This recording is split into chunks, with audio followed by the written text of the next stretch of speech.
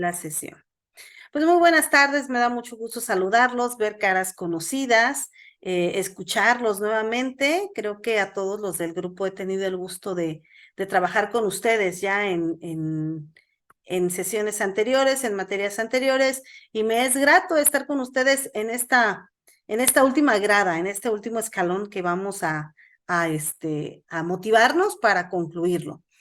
Vamos a comenzar la primera sesión de la materia Derecho Procesal Agrario. Ustedes ya tienen un precedente de lo que es el derecho agrario. Vamos a retomar algunos puntos únicamente a modo de retroalimentar y de buscar una base, ¿no?, constitucional.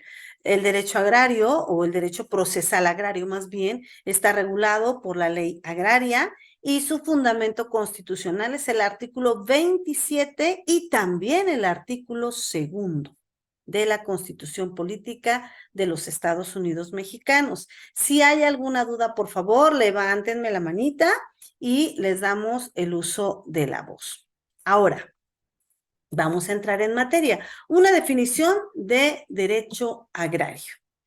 Para empezar, el derecho agrario es multifacético, tiene muchas facetas, desde su organización, desde su aplicación, desde el tema de tomar usos y costumbres, pero también voy de la mano con la ley agraria, pero también ahora los tratados internacionales me aplican, por eso hablamos de ser multifacéticos, tiene muchas facetas, tiene una construcción teórica propia, originaria de sus pueblos indígenas. Actualmente, en el desarrollo, en su madurez, se ha hecho notar, eso es algo relevante, se ha hecho notar el derecho procesal agrario. Sin embargo, el derecho agrario sigue necesitando un perfeccionamiento en cuanto a su aspecto procesal. ¿Por qué? Porque tenemos una ley agraria, pero no tenemos un procedimiento agrario. Ejemplo, tenemos un código civil, pero tenemos un código de procedimientos civiles. Tenemos un código penal, pero tenemos un código nacional de procedimientos penales. Tenemos un código civil y ahora ya está activo el Código Nacional de Procedimientos Civiles y Familiares. Entonces, ¿y el derecho agrario? Y nuestra ley agraria no tiene como tal un código específico, no tiene ese sustento, por eso carece de un proceso agrario. Es autónomo en diversos ordenamientos jurídicos. Sin embargo, es apremiante el hecho de que, derivado de esta modernización que se tiene en el sistema procesal agrario, se ha manifestado un entorno social, humanitario, que marca a esta materia. Pero este entorno social y humanitario, lo vamos a ver más adelante, bueno, pues el derecho agrario está dentro de la clasificación de un derecho social. Ajá. Por eso marcamos de este entorno social y humanitario. ¿Por qué? Porque la mayoría de las personas que vienen a buscar justicia agraria hablan un dialecto, hablan una lengua materna y no en todos los lugares existe un traductor, un intérprete, una persona que conozca la costumbre y que conozca la lengua materna. Como tal, está carente en ello. Por eso hablamos de estas deficiencias que más adelante también las vamos a hacer notar. Esta es la clasificación del derecho que hemos conocido desde que comenzamos a estudiar la licenciatura. Clasificamos en derecho público, en derecho privado y en derecho social. En derecho público tenemos obviamente el constitucional, el administrativo, el penal, el procesal, el internacional público y el derecho fiscal. En un derecho privado encontramos estos rubros: el derecho civil, el derecho mercantil, el derecho internacional y el derecho privado. Y aquí, fíjense, en el último rubro, derecho social, en el último apartado, nos encontramos al derecho agrario. Dentro del derecho social tenemos el derecho laboral, el derecho de la seguridad social y, por ende, el derecho agrario. Por eso hablábamos en esta definición que se ha modernizado, dado el sistema, en cuanto a su entorno social y humanitario. ¿Por qué? Porque referimos que el derecho social abraza, engloba al derecho agrario. ¿Pero qué es el derecho social? El derecho social, según el iusnaturalismo, fíjense, Es una corriente filosófica que nos dice que es todo lo bueno, todo lo que pueda ser benéfico para la sociedad. Pues el derecho social deriva de ese derecho del iusnaturalismo. Es una rama jurídica que va a promover condiciones de vida dignas para los ciudadanos, con el fin último de construir una sociedad más justa e integradora. Condiciones de vida dignas. Si nosotros volteamos a ver, creo que a nivel república y sobre todo lo que es el sureste mexicano, contamos con grupos étnicos que se regulan y rigen por la ley agraria, que todavía se mueven bajo el tema de usos y costumbres. ¿Cómo construir una sociedad más justa cuando nuestra propia normativa nos aplasta, nos absorbe? Nos dice, sí, pero antes de que vayas a invocar otra ley, nuestros usos y costumbres. Por ello es que este derecho social, la esencia es promover condiciones de vida justas, promover condiciones de vida dignas y sobre todo el que nos movamos en una sociedad integradora. Y el derecho agrario es eso, el derecho procesal agrario es eso, el movernos en esta cuestión de construcción más justa. ¿Para qué? Para la aplicación del derecho.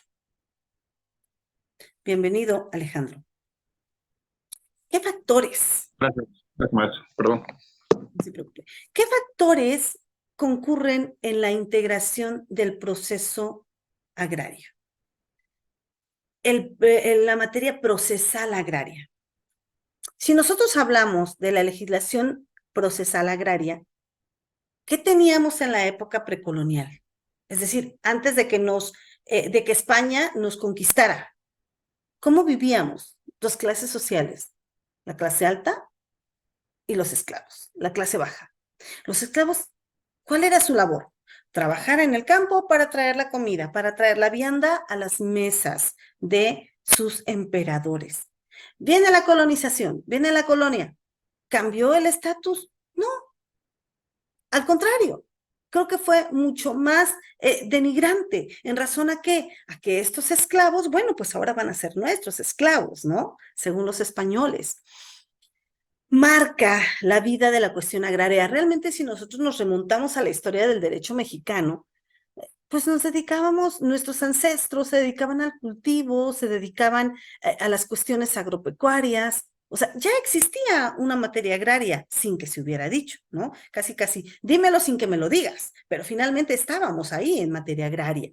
La etapa de independencia, esta etapa de independencia que surge, recordemos, desde esta separación de las 12 colonias de Estados Unidos, y ahora llega a México todo ese revuelo, todo ese espiral, y empiezan a decir esta clase baja, bueno, pues hagamos algo, quitémonos el yugo, viene la reforma, viene el porfiriato, y cómo seguía sumida la sociedad agraria, la etapa de la Revolución Mexicana, estos cacicazgos, o sea, cambiaron los emperadores ahora por caciques, ¿no?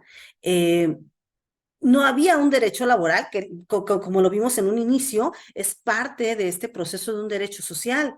No, hoy por hoy tengo familia que se dedica al rancho, al campo, y ellos se levantan en cuanto está despuntando el sol a trabajar, y en cuanto el sol se está ocultando a descansar.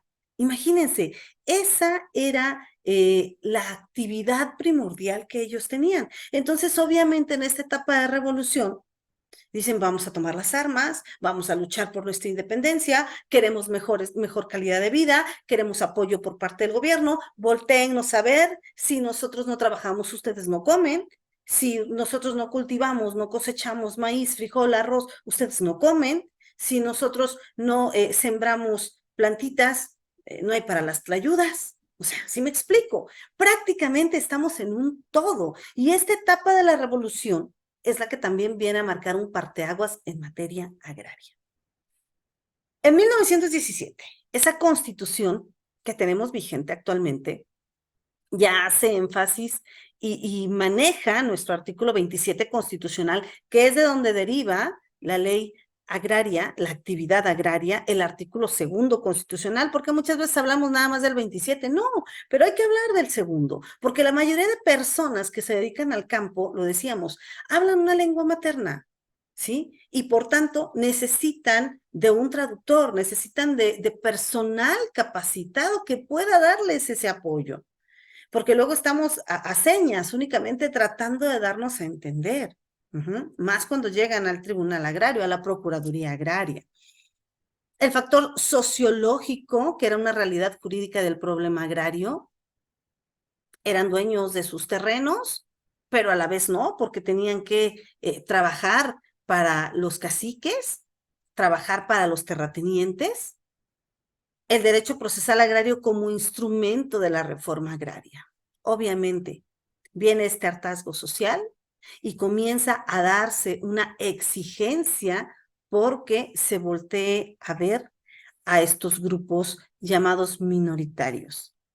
En el 94 aquí en Chiapas, creo que todos saben lo que ocurrió en el 94, se habla también de un hartazgo social, se habla de mejoras de beneficios y de que el Estado volteara a ver a estas comunidades. Bueno, pues también denota en materia agraria. Hay impactos en la Constitución de reformas para qué, para el beneficio de estos pobladores. Esto sea únicamente como base la reflexión de cuáles son los momentos históricos que se han vivido desde la perspectiva y de la óptica para poder integrar un proceso agrario, para poder hoy ir a tribunales a pedir justicia. Espero que alcancen a ver. Aquí quise manejarles este mapa conceptual. Derecho agrario, es el derecho especial que regula la propiedad y demás derechos reales sobre la tierra, considerada como fuente de riqueza a beneficio del trabajo de todas las clases y del cultivo, así como las relaciones que tengan por objeto la explotación agrícola, ganadera y forestal. En la primera parte ustedes conocieron cuáles eran las formas en las que se clasificaba la tenencia de la tierra en materia agraria. Aquí de este lado podemos ver diversas definiciones, para unos es una ciencia, para otros es un conjunto de normas, para otros es una disciplina normativa, pero todos van a un punto de vista jurídico para orientar y regular la función de una comunidad. Hablamos también de los caracteres del derecho agrario. Vemos al derecho agrario como una herramienta que utiliza el Estado, es un medio para alcanzar un fin de un bien en común, una eficacia relativa, ya que en muchos casos la amenaza de la sanción no surte efectos, por lo que esta técnica debe de ser apoyada por otras. Y sí, lo veíamos desde un principio, las carencias del derecho de la ley agraria, del proceso agrario. Tenemos una ley agraria, pero forzosamente tenemos que correr al Código Civil para buscar las figuras aplicativas. Tenemos que ir al Código de Procedimientos Civiles para poder encuadrar una demanda. ¿Y cuáles son sus características? Social, tuitivo y nacional. Social.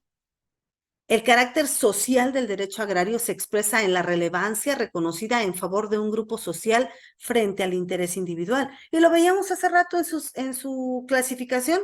Está dentro del derecho social. ¿Buscando qué? Buscando la dignidad humana, buscando el beneficio, buscando un equilibrio, buscando una igualdad. Intuitivo. Se justifica el nuevo rol que debe jugar el Estado en términos de protección y defensa a través de leyes y acciones dirigidas a lograr una verdadera tuición hacia el trabajador del agro, de la tierra y de la actividad productiva rural.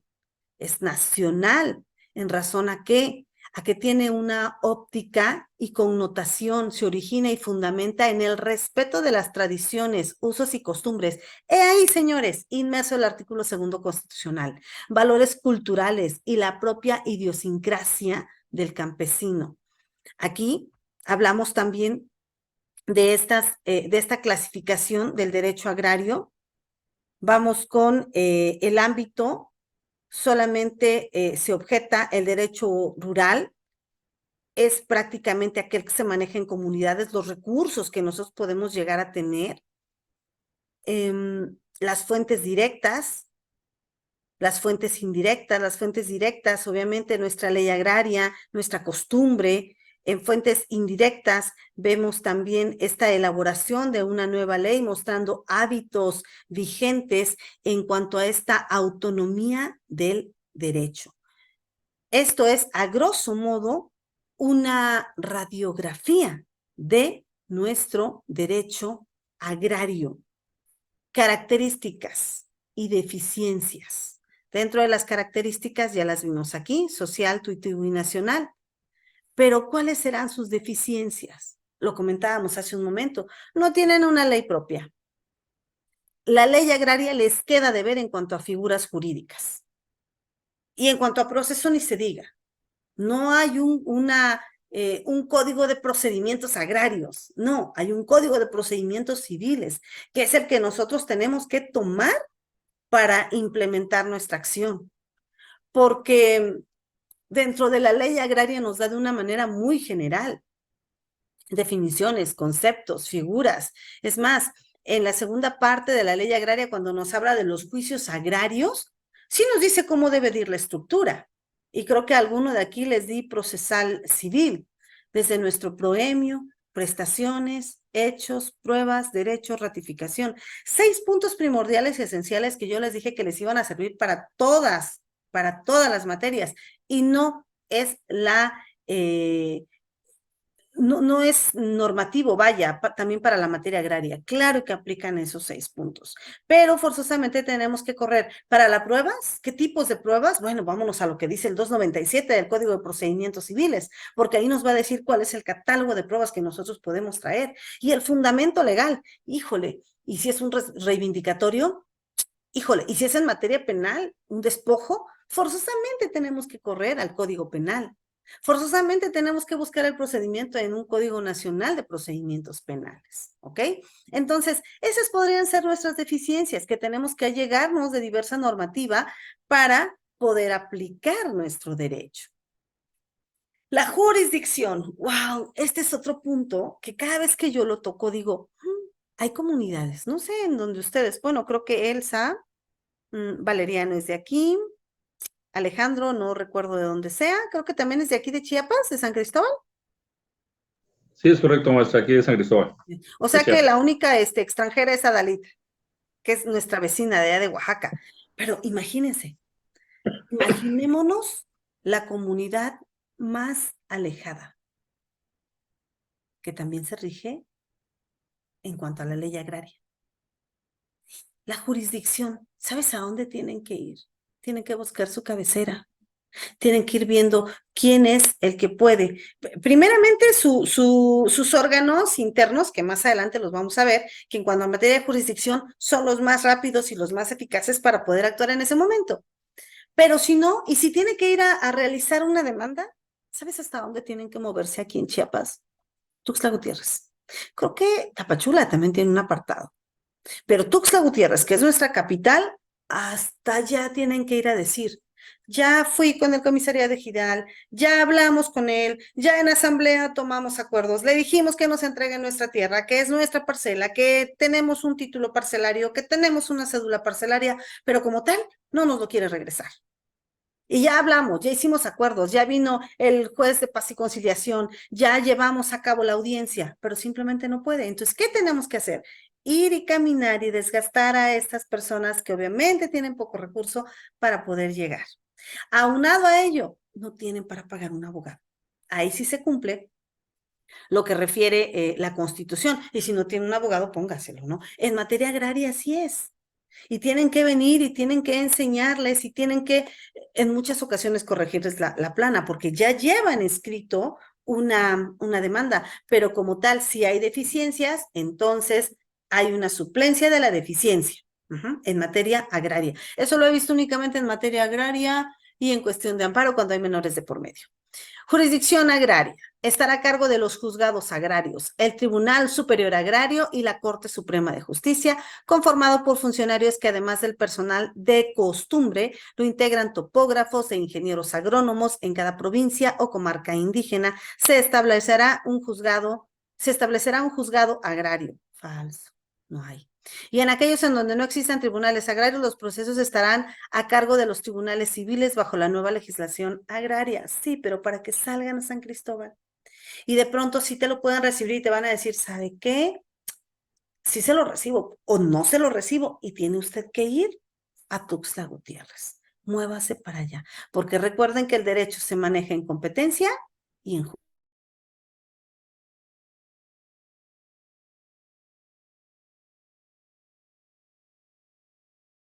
Hola, hola. Sí, Ya, maestra. maestra, a ver. Ok, Ya. creo que algo pasó. Ah, no, sí, sí está grabando. De pronto se fue el sonido. Vamos a regresar a donde íbamos. Nos quedamos en el tema de la jurisdicción, ¿verdad? Tan inspirada que estaba, Carla. Perfecto. Tan inspirada. Pero yo en algún momento dejé de verlos en pantalla. Pero sí está grabando. Sí, sí está grabando. Espero que sí. Ok, entonces les decía, en materia de jurisdicción, tienen que moverse a un lugar, pues a donde esté realmente un tribunal, una procuraduría agraria que pueda escucharlos. Ahora, ¿cuáles son las autoridades en materia agraria? Órganos de ejido. Esto lo vimos en la primera parte de la ley agraria, del derecho agrario. La asamblea, que la conformamos todos y cada una de las personas que habitamos en determinado territorio agrario. El comisariado ejidal, que es aquel que va a ser nuestra voz y nos va a representar en gobierno, en algunas dependencias de gobierno, para el tema de beneficios. El consejo de vigilancia y la junta de pobladores. Los más conocidos son estos tres: asamblea, comisariado y consejo de vigilancia. Y ya después de ellas se desprenden que si el policía ejidal, que si el de, no sé, a lo mejor para el tema del agua, de las calles, etcétera, ¿no? Estos son los órganos primordiales. Ahora, ¿cuáles son? Estos son los órganos internos, o los órganos del ejido. Pero ¿qué pasa cuando tenemos que traspasar esa puerta y salir al mundo a enfrentarnos con una realidad? Registro Agrario Nacional, que es como el registro público de la propiedad aquí en el lugar en el que estemos.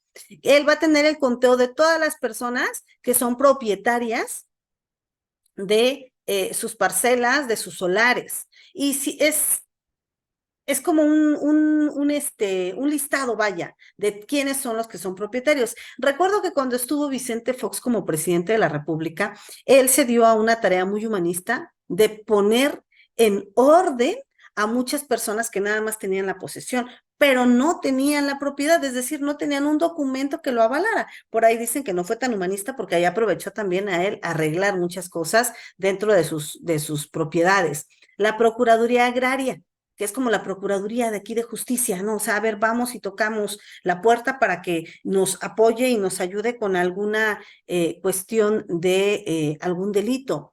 Fideicomiso y el Fondo Nacional del Fomento Ejidal. Bueno, hoy por hoy estos fideicomisos, estos apoyos que han dado para el campo siguen activos. Por ejemplo, está Sedesol, está Sedatu, que es la Secretaría de Desarrollo Agrario, Territorial y Urbano, que se cargan justamente de beneficiar a todas estas personas, a todas estas que conforman la asamblea. ¿Para qué? Para beneficiarlos con algún proyecto, con algún beneficio. Hoy por hoy este gobierno está bastante dadivoso y los vemos haciendo filas interminables para los beneficios. Ok, estamos en una comunidad y tenemos un conflicto. Vamos a suponer que aquí Alejandro está metiendo sus monjones, está metiendo no sé cómo decirle, está poniendo un cerco, Postes. está poniendo un cerco y está metiéndose a mi Alambrado. territorio, está metiéndose a mi territorio. Un problema muy añejo, el que tenemos Chalchihuitán, Chenaló, por tema de linderos, ahora con la hermana vecina de aquí de Oaxaca, a Dalí te vamos a expulsar del grupo. No, mentira. El problema que hay entre Oaxaca y Chiapas por el tema de las chimalapas, igual por linderos. ¿Cuántas cuestiones no hemos visto? Y eso es materia para el juicio de amparo, ajá, en materia agraria. Pero bueno, vamos a regresarnos un poquito a la demanda. ¿Qué es la acción agraria? La acción agraria no es otra cosa más que el ejercicio del derecho para poder compulsar una demanda en contra de Alejandro que se está metiendo a mi territorio. Entonces yo voy y demando y voy a la Procuraduría Agraria y voy al Tribunal Agrario y les digo, no tengo abogado, no puedo traerla por escrito, pero aquí estoy. Tómenme mis datos, vamos a hacer nuestra narrativa de hechos y solicito que se me escuche. Por tanto, la demanda es el acto fundamental con el que la parte actora inicia el ejercicio de la acción y plantea concretamente su pretensión ante el juzgador. Acuérdate, hace un momento te señalaba, proemio prestaciones, lo que pretendo, que me regrese, que se salga de mi territorio, que se vaya 3, 4 metros atrás porque ya se metió y metió todo su cerco, ¿no? Entonces, esta demanda es lo que va a permitirme a mí defender, accionar mi derecho para que me regresen este apartado. Esto que nosotros vemos aquí no es más que la demanda. La podemos presentar, aquí está, por escrito o por comparecencia. Anotamos datos, damos fecha y hora y en que se recibe. Adjuntamos también la documentación base. Si digo que soy propietaria de este solar, señores, aquí está mi documento que acredita que yo tengo la posesión y la propiedad de ese solar hasta que Alejandro vino y se metió 3 metros dentro de mi terreno. Imagínate, es 1 hectárea de terreno, todo el metraje que se está llevando. Aquí, a grosso modo, también les doy una pequeña radiografía sobre a dónde se tiene uno que dirigir, al Tribunal Unitario.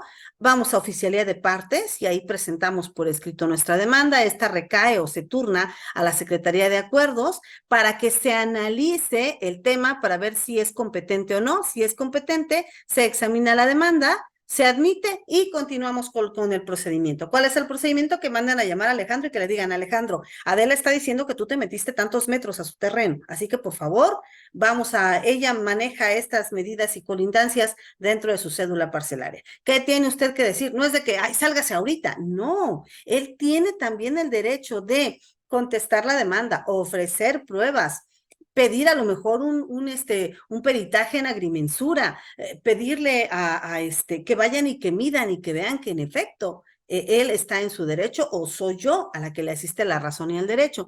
En el supuesto de que no, bueno, por razón de la materia o grado territorial, puede ser también diversa jurisdicción y competencia y se remite lo turnado al tribunal competente. Y allá él se encargará de verificar qué es lo que ocurre. Hoy quiero decirles que en materia agraria también se aplica la Ley General de Mecanismos Alternativos de Solución. Esta ley nos va a permitir dialogar antes. A ver, Alberto, va usted a platicar con Adela. Vamos a manejar el diálogo. Y yo voy a decir, no, pues es que yo quiero mis 3 metros. A ver, hay forma de que en efecto usted tenga cómo acreditar, aquí está mi certificado parcelario. Pero si en una de esas yo digo, bueno, ok, se la voy a vender, le voy a vender esos 3 metros que se metió y podemos llegar a un acuerdo, adelante, mientras él me pague lo que yo le digo. Si no me paga lo que yo le pido, si no llegamos a un arreglo, señor, sigamos con la demanda. Hasta que entonces, en un resolutivo, ¿cuáles son las etapas de un proceso agrario? La etapa de presentación de demanda, la etapa expositiva, la etapa postulativa, que es donde esperamos que se entable la litis y el compañero me conteste a mí la demanda, el periodo probatorio, que es donde se desahogan cada una de las pruebas, tanto las que ofrecí yo como la que ofreció él, la de alegatos, la de sentencia y la de ejecución. El mismo procedimiento que el proceso civil, es exactamente lo mismo. Y así es cómo nosotros vamos caminando todo este proceso. Pero fíjense, estamos en un proceso civil, no en un proceso agrario. Pero supletoriamente tenemos que utilizar esa normativa, ¿ok? Por ello es que nosotros utilizamos, tenemos que correr supletoriamente, nos apoyamos de esta normativa. Hasta donde voy, apreciado quórum. ¿Alguna pregunta? ¿Preguntas o dudas? De momento todo bien, estimada profesora. Gracias. De mi parte no, maestra. Muchas Pues gracias. hasta ahorita no, doctora. Todo bien. Perfecto. Entonces prosigamos. Este es el proceso, ¿no? Ahora, ¿quiénes son sujetos agrarios? ¿Quiénes son los que pueden venir y sujetarse a la normativa agraria? Encontramos dos rubros, los colectivos y los individuales. Los colectivos, elegido la comunidad. Individuales, el ejidatario, el nacionalero, el colono, el posesionario. El posesionario, ojo, puede ser regular o irregular. Regular, tengo mi documentación. Irregular, hijo, es que por ancestros. Mis abuelos eran propietarios de esto. Mis abuelos han vivido aquí. Entonces, estamos de manera irregular porque no tenemos como tal una documentación, pero finalmente tenemos tiempo viviendo ahí. Los avecindados, los pequeños propietarios. ¿Hablamos? Si vemos esta división, hagamos una línea aquí imaginaria. De este lado vemos a los individuales y de este lado a los colectivos. Y todos somos sujetos agrarios, es decir, estamos sujetos a la ley agraria. Es que no estoy muy de acuerdo con el reglamento, porque ellos también manejan su propio reglamento, un reglamento interno, que ¿quiénes lo forman? Pues obviamente en asamblea deciden. Vamos a hacer la fiesta del santo patrón y nos toca de 200 pesos. Listo, ya votamos todos. Es que yo no estoy de acuerdo. Dice Valeria, no, lo siento, somos la mayoría. Y tienes que someterte a lo que dice la mayoría. Por eso en muchas ocasiones no están de acuerdo con sus reglamentos, pero bueno, son minoría y tienen que acatarse. Este es el órgano al que vamos a correr cuando nosotros tenemos alguna acción, alguna demanda, como lo veníamos hace rato. La Procuraduría Agraria, organismo descentralizado de la Administración Pública Federal con personalidad jurídica y patrimonio propio. Y se creó, ¿por qué? Por la necesidad de otorgar garantías en la seguridad jurídica de la tendencia de la tierra, acceso a una expedita impartición de justicia y a la asesoría legal a los campesinos. Ellos llegan allá y les tienes que hablar de una manera en que ellos te puedan comprender, sin tanto silogismo, sin tanta lexicología jurídica. Vámonos a cuestiones y palabras claras. Por eso les decía hace un momento, por eso la demanda puede hacerse por escrito o por comparecencia. Llegas, te toman tus datos y te dan fecha. En tal fecha te tienes que prestar y nosotros le vamos a mandar una invitación, un citatorio a la otra persona para que venga y entonces veamos la forma en la que vamos a resolver. Tribunales agrarios, sobre la que enderezamos nuestra demanda. En materia de linderos, forzosamente tendríamos que correr aquí. Tribunal Superior Agrario, Tribunal Unitario Agrario, que también tienen competencia e injerencia en todos estos conflictos agrarios. Es como ir por escalones. Primero estoy con el juez de cuantía menor, el juez de paz y conciliación, no logramos resolverlo, voy a la Procuraduría Agraria, no logramos resolverlo, voy al Tribunal Agrario. Es materia de amparo, es materia de apelación, entonces ya tengo que correr a estos tribunales. ¿Ok? Estos son externos en materia agraria. ¿Preguntas o dudas? Porque relativamente hemos concluido y la próxima sesión sí quiero enseñarles a hacer una demanda agraria. Quiero que vayamos, obviamente por cuestión de tiempo la voy a tener yo ya lista y les voy a ir explicando cada apartado. Ok, maestra. Bien, doctora. Ok, maestra. Entonces, sería esperar, ¿verdad? Ese video para comenzar a hacer la actividad, ¿verdad, maestra? ¿Verdad, maestra? Sí, de hecho, nosotros tenemos sesión el próximo sábado, ¿verdad? El próximo domingo. Sí, ¿Y cuándo Sí. concluimos materia? ¿El 29? sí, sí, maestra. A ver, 27 o 29. El 27 parece. hoy estamos 16, 17, 18, 19, 22, 23, estaríamos el próximo domingo. Y ustedes concluyen el 27 o el 29, ¿no? Sí, profesora. 27 creo que es. 27. Ajá. Entonces, ¿saben qué? Ahí pueden ustedes ir anotando cuáles son los puntos de una demanda que se los vuelvo a repetir. Proemio, chequen en su código de procedimientos civiles. chequen en su ley agraria, sobre todo donde inician los juicios agrarios para que ustedes puedan ir documentándose y podamos trabajarlo más rápidamente. Proemio. El proemio contiene el número de expediente, las partes en litis, el tribunal en el que se actúa, ante quien se actúa, que sería el tribunal agrario. Identificamos y damos los generales de la parte actora, en la que inicia la demanda. Luego viene el capítulo de prestaciones, ¿qué es lo que pedimos? ¿Y a quién se lo pedimos? Obviamente en el proemio vamos a señalar que estoy demandando a Alejandro, por ejemplo, y en prestaciones, ¿qué quiero? ¿Qué pido? ¿Qué exijo de Alejandro? Prestaciones. Hechos. De manera sucinta y cronológica voy a ir narrando cómo es que nos metimos en este conflicto. Ajá. Después vienen pruebas. ¿Qué tipo de documentos? Ojo ahí, bueno, aquí en Chiapas es el 297 del Código de Procedimientos Civiles. Mi querida Adalid, busque por favor en el apartado de pruebas, en su Código de Procedimientos Civiles de Oaxaca, porque ese es el que va a invocar a usted como fundamento legal para sus pruebas, 297, aquí en Chiapas, capítulo de pruebas. Luego viene el derecho, que lo vamos a fundamentar, tanto en el artículo 1 constitucional, en el artículo 8, derecho de petición, y la ley agraria, en donde nos habla de justamente este apartado de los juicios agrarios. Y vamos a iniciar... puede ser un reivindicatorio.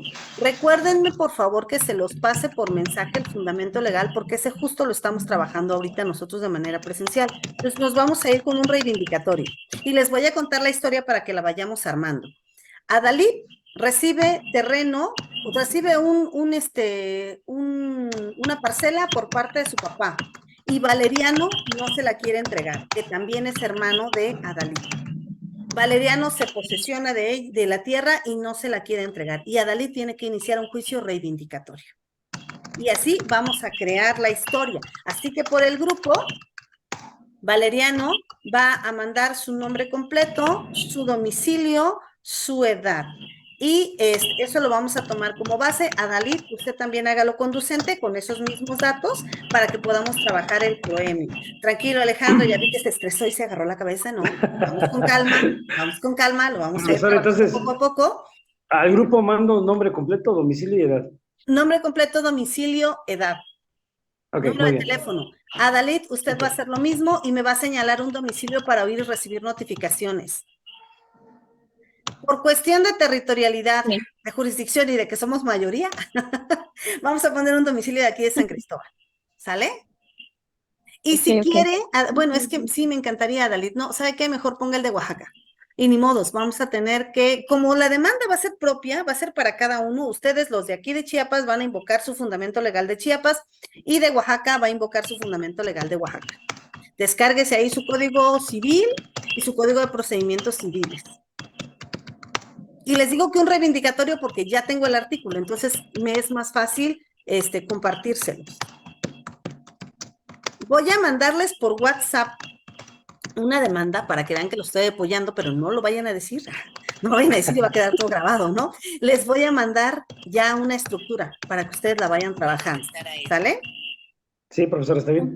Bueno, por cuestión de tiempo los dejo y ahorita mismo voy a tomar mi celular y les voy a mandar la información para que puedan empezar a trabajarla. Ok, maestra. Muchísimas gracias, maestra. Al contrario, muchas gracias a ustedes. Muchas gracias, maestra. Buenas tardes. Un placer. Bendiciones. Que estén muy bien. Gracias, doctora. Saludos, buenas noches. Adiós. Buenas noches.